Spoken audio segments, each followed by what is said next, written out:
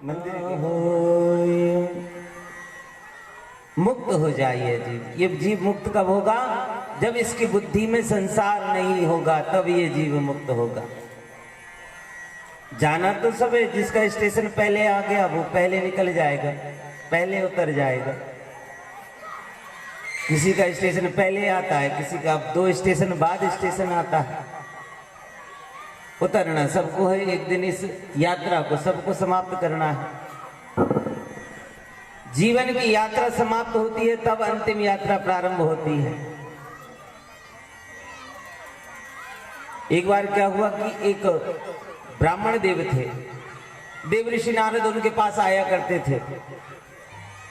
तो ब्राह्मण देवता के यहाँ बड़ा सुंदर उनका स्वागत होता था।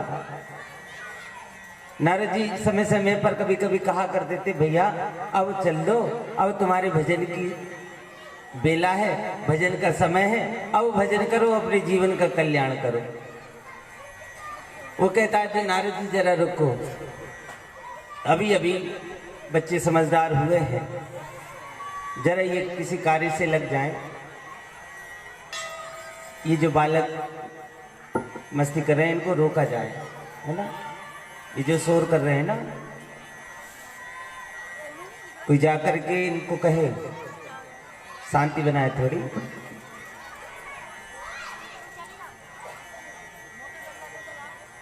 तो कहा अभी बच्चों ने जो है खेती करना प्रारंभ किया है और अभी अभी उन्होंने बोनी की है।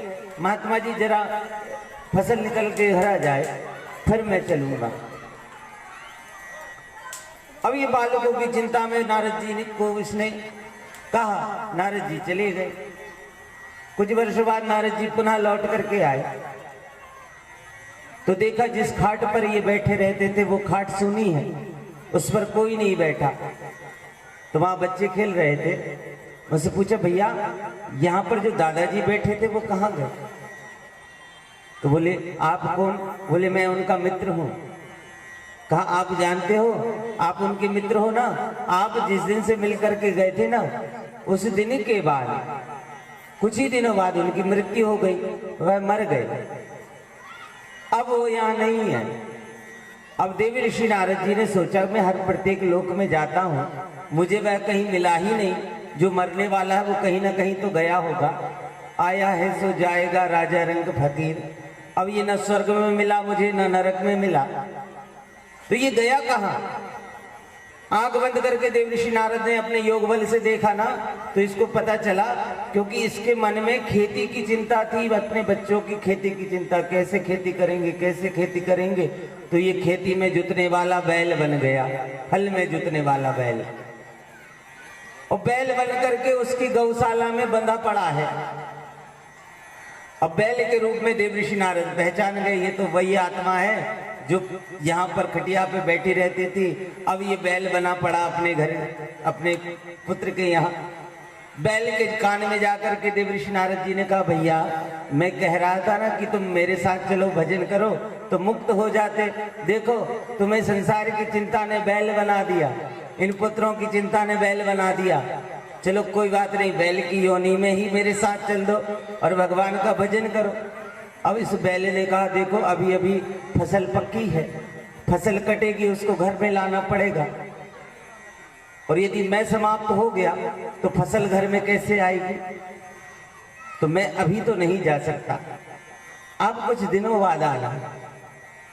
अब देव ऋषि नारद जी चले गए हैं, कुछ वर्षों बाद फिर लौट करके आए। लौट करके आए, पूछा बालकों से आपकी इस गौशाला में एक बैल बंधा रहता था, लाल लाल बैल, बड़े बड़े सींग वाला, वो दिखाई नहीं दे रहा, वो कहाँ है? बोले बाबा क्या बताएं, आप मिलकर के गए और कुछ दिनों बाद वो बैल मर गया। अब देव ऋषि नारद पुनः सोच रहे हैं कि बैल मर गया तो वह बैल की योनि को छोड़ करके पुनः किसी न किसी जगह तो गया होगा ना, मुझे वह स्वर्ग में मिला, ना नरक में मिला, ना वैकुंठ में मिला, ना यमलोक में मिला, मुझे तो वह कहीं दिखाई नहीं दी वह आत्मा। फिर आंख बंद करके विचार किया आखिर ये गया कहाँ। जब आंख बंद करके विचार किया तो क्या देखा कि उस पुत्र के यहाँ वह आत्मा कुत्ते के रूप में द्वार पर बैठी है, कुत्ता बन करके बैठी है। अब देव ऋषि नारद पहचान गए, ये तो वही आत्मा है, अब ये कुत्ता बना है। पहुंच गए उसके पास, भाई तुम कुत्ता क्यों बन गए? बोले इस चिंता में कुत्ता बन गया कि जब मैं मर रहा था ना, तो मेरे मन में भाव ये था कि फसल ढो करके घर लाए, कोई इस फसल को चुरा ना ले। ये मन में मेरे भाव था, मेरी मृत्यु हो गई, मुझे कुत्ता बनना पड़ा। तो कहा अब कुत्ते की योनि भी छोड़ दो, अब तुम मेरे साथ चलो, भगवान का भजन करना, तुम्हारा कल्याण हो जाएगा। उसने सोचा कि देखो देव ऋषि नारद अभी अभी फसल कट करके आई है, सब लोग जो है अपनी अपनी फसल की रखवारी में है, हमारे बच्चे जो है ना थोड़े से लापरवाह है, और मैं यदि यहाँ से हट गया तो कोई भी आकर के चुरा करके ले जाएगा ये फसल, इसलिए मुझे तो रुकना ही पड़ेगा, इस कुत्ते की योनि में रुकना ही होगा। नारद जी ने कहा नहीं चल रहे आप हमारे साथ? बोले अभी नहीं, कुछ दिनों बाद आना। अब देव ऋषि नारद जी चले गए, कुछ दिनों बाद फिर लौट करके आए, और जैसे लौट करके आए वही स्थिति हुई। बच्चों से पूछा तुम्हारे द्वार पर एक कुत्ता बैठा रहता था। अच्छा एक बात बताएं, कलयुग में ये कुत्तों की बड़ी पूछ हो गई महाराज। जिस घर में गौ की सेवा की जाती थी, आज वहां कुत्तों की सेवा की जा रही है। और आप सोचो कि हमारा कल्याण हो जाए, ऐसा हो सकता है क्या? गौ को सूखी रोटी नहीं मिल रही, कुत्तों को ब्रांडेड बिस्किट खिलाए जा रहे हैं, पेडिग्री। हाँ, जो गौ घर के अंदर रह करके जिसकी सेवा की जाती थी, वो घर के बाहर सड़कों पर घूम रही है, वो गौ आज दर दर भटक रही है। और जो कुत्ता द्वार पर बैठता था, आज वो कुत्ता डंडक के गद्दे पर बैठ रहा है। ये हमारा भारत है क्या? ये हमारी संस्कृति है क्या? ध्यान रखना, जिनके घर में कुत्तों को पाला जाता है, जिनके घर में अंदर कुत्तों को बिठाया जाता है, उस घर से लक्ष्मी सदैव के लिए चली जाती है। उस घर के पितृ सदैव अप्रसन्न रहते हैं जिस घर में कुत्ते को पाला जाता है। पालो, लेकिन उसे द्वार पर रखो। एक जगह गए, मेरे टिंकू मेरे टिंकू मेरे टिंकू, कौन है तेरा टिंकू? मुंह से मुंह लगा रहे मेरे टिंकू। सेवा ही करनी है तो गौ की सेवा करो।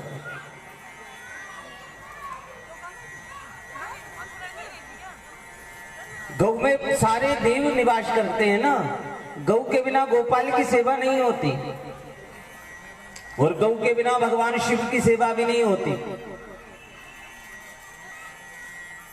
यदि गाय नहीं होगी, गोपाल कहां से आएंगे? भगवान शिव का पूजन करोगे ना, तो वहां भी पंडित जी कहेंगे कि गौ का दूध मिल जाए। तो गौ का दूध भगवान शिव स्वीकार करते हैं, और कुत्ता कुतिया का दूध थोड़ी स्वीकार करते हैं।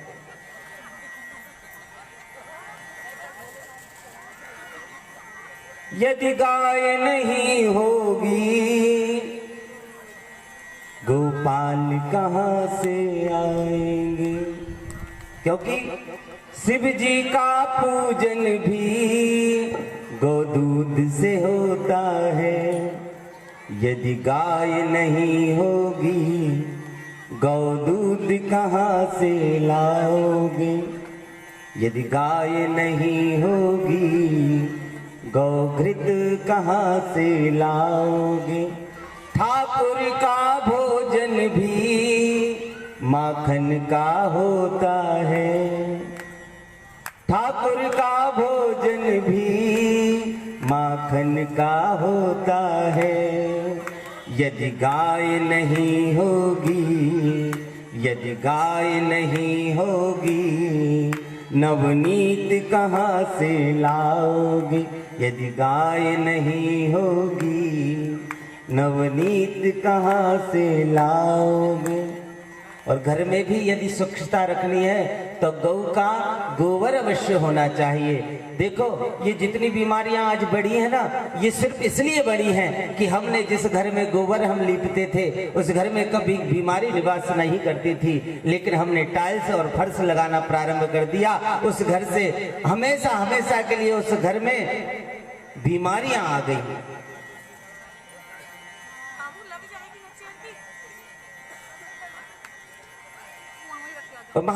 ये भी आप विचार करो, जिस घर में गौ का गोबर गिरता है ना, उस घर में लक्ष्मी सदैव सदैव के लिए स्थिर रहती हैं। जिस घर में घंटी बजती हो, भगवती गौ के गले में बंधी हुई घंटी जिस घर में बजती है ना, तो उस घर में भगवान ठाकुर जी के लिए घंटी बजाने की जरूरत नहीं है। उस घर में तो ठाकुर जी सदैव विराजमान है, गौ के गले में जिस घर में घंटी बजती है। और उस घंटी को सुन करके सारी जो बुरी आत्माएं हैं, प्रेत आत्माएं हैं, वह घबरा जाती हैं और घर में प्रवेश करने से पहले ही नष्ट हो जाती हैं। गाय का बड़ा महत्व है। जीवन में कुछ नहीं कर सकते तो केवल 2 रोटियों में घी लगाकर गुड़ के साथ गौ को खिलाओ। ये नियम ही आपको जीवन में गोपाल की प्राप्ति करा सकता है, आपके जीवन को बदल सकता है।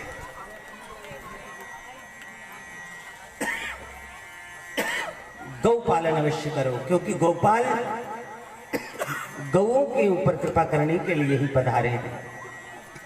नाम ही उनका गोविंद है। अब ये कुत्ता बन करके पड़ा है, कहा भैया अब चल दे।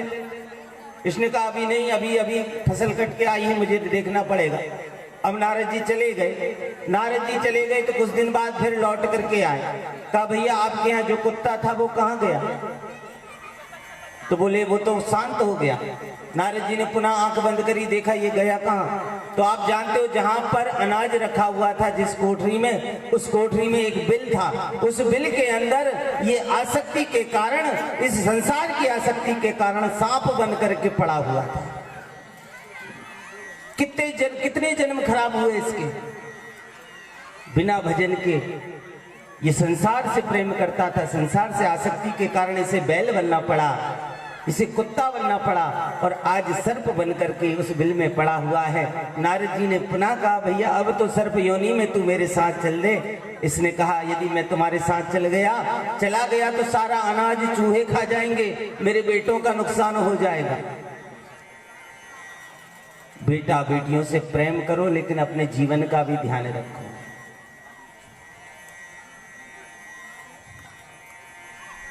क्योंकि प्रेम यदि किया जाए तो केवल परमात्मा से किया जाए। नाता यदि निभाना है तो परमात्मा से ही नाता निभाओ, क्योंकि नाता सच्चा यदि कोई है तो परमात्मा का नाता है, वो ब्रह्म का नाता है जो सच्चा है। आस यदि रखनी है ना तो संसार से रखो। कोई तुम्हें संसार के भवसागर से पार नहीं कर सकता। न बेटे न बेटी न पुत्र न पुत्री न औलाद, न पिता न पुत्र न सास न ससुर। आशा यदि रखनी है तो केवल परमात्मा से रखो। आशा एक राम जी की दूसरी आजा छोड़ दे, केवल परमात्मा की आशा रखो। सर्प योनि में पड़ा भैया अब तो चले दे।